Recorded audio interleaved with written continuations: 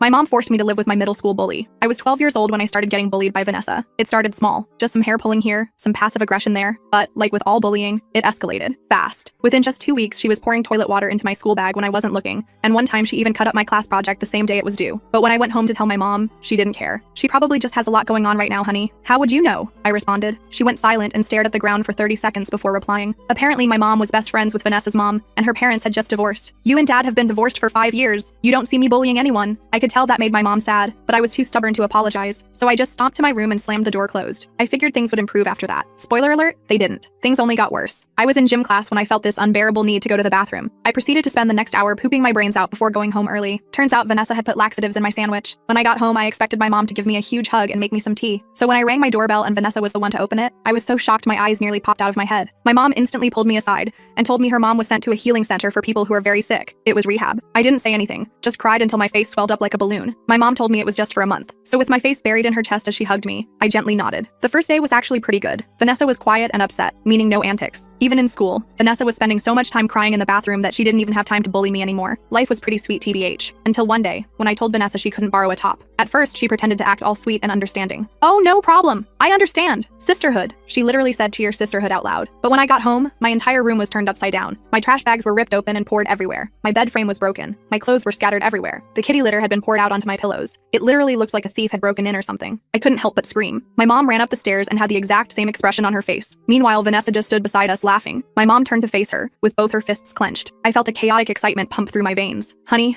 I know things are hard right now, but you should really leave Lily alone, she said with a gentle tone. My face contorted like I had just swallowed a lemon whole. Vanessa ended up apologizing. She claimed an unwavering anger had taken over because of her mom being in rehab. I rolled my eyes as she recited the same sob story for the third time. But with no parental protection, I was pretty scared to say no to her after that, and she knew it too. Every day she'd wear my clothes, never bring them to the laundry room, and cut up my tops to make them look cropped. This caused a lot of resentment. So when she asked me to do her homework, I said no, because she was days behind, and I was extremely busy studying for the exams. Are you effing serious? My mom is the one in rehab right now. I sighed and tried to go back to whatever I was doing, but she kept going. You and your mom are so exhausting. If I was your dad, I would have abandoned you too. My mouth went completely dry. I turned to look at her with tunnel vision. My eyes narrowed. What? I asked, my voice dangerously calm. She stood there awkwardly for a few seconds, before resorting to throwing one of my textbooks at me. That's when I heard the footsteps. My mom sprinted up the stairs. Lily, I told you Vanessa is going through something. Be nice. And somehow, the entire thing was twisted to make Vanessa seem like an angel. Again, both of them teamed up on me, saying I need to prioritize Vanessa's happiness and think of others. So I turned to face Vanessa and gave her a hug. A can't breathe, tight, I love you so much type of hug. And I could feel her face move into a grin, but she didn't realize I was smirking back, because my mom may have been fooled, but I wasn't. And rehab or not, my life had become hell, and it was time for Vanessa to pay the price. I don't have time to finish the story in this short video, but it gets intense. Click the link or go to my channel to watch it.